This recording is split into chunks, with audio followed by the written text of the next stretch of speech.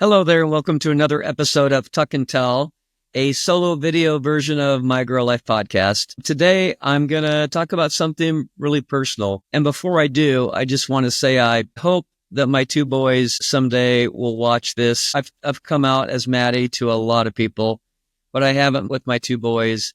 I just haven't been able to get up the nerve. Part of me feels like they don't need to know. They don't want to know. I don't want to burden them with that. Another part of me feels like I need to share. It's such a big part of my life, and I want to share my experiences and this important part of my life.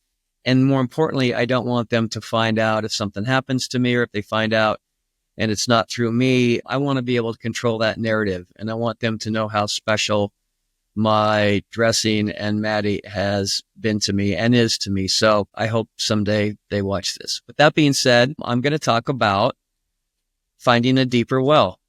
Well, actually, it's a blog article I wrote called I Found a Deeper Well, and it was inspired by Casey Musgrave's song, Deeper Well, which is on her new album. And I love Casey Musgraves. And I just wanted to explain what Maddie and the cross-dressing and this whole new set of friends and what that all means to me. And I put it in the blog article, and I'd like to talk about it verbally. So here goes. I absolutely love Casey Musgraves, and one of my favorite songs, like I said, is Deeper Well.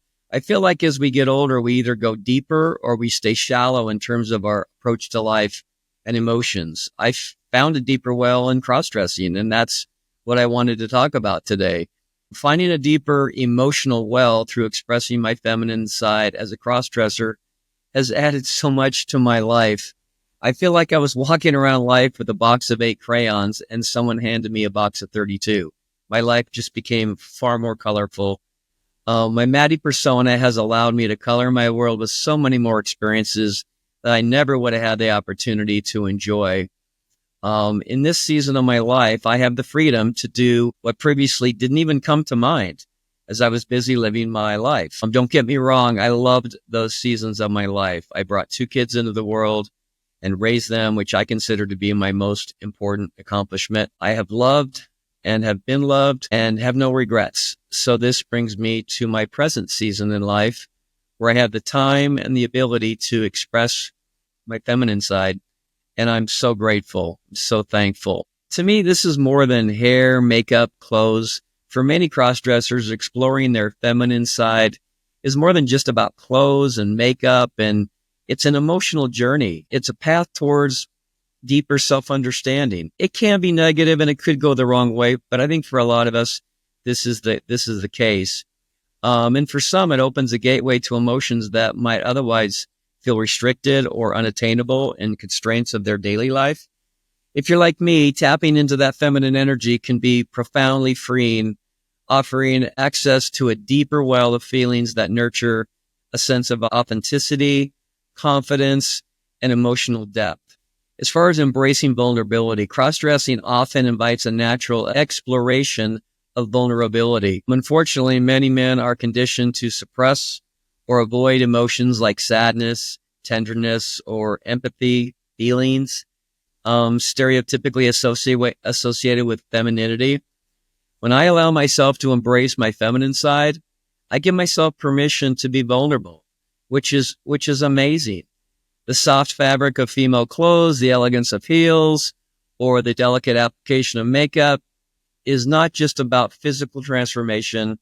It's about allowing emotional walls to come down and letting tenderness and compassion rise to the surface. Vulnerability isn't a weakness, but a source of strength that allows me to connect more deeply with myself and others.